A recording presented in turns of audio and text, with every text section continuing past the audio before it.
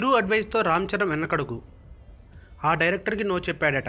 Mega power star Ram Charan ప్రస్తుతం సుకుమార్ దర్శకత్వంలో రంగస్థలం చిత్రం చేస్తున్నాడు.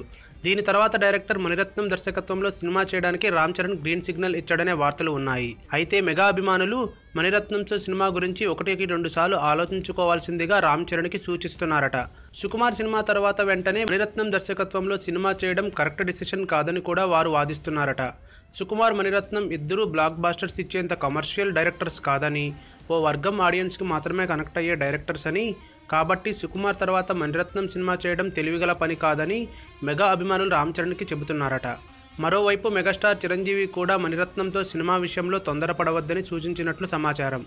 దాంతో మణిరత్నంతో సినిమా చేయడం గురించి రామ్ చరణ్ వెనక్కి తగ్గాడని ఫిలిం నగర్ టాక్. మరి ఫైనల్ డెసిషన్ ఎలా ఉండబోతుందో, మణిరత్నం సినిమాని కొంతకాలం వాయిదా వేస్తాడా లేక టోటల్గా డ్రాప్ అవుతాడా వేచి చూడాల్సిందే.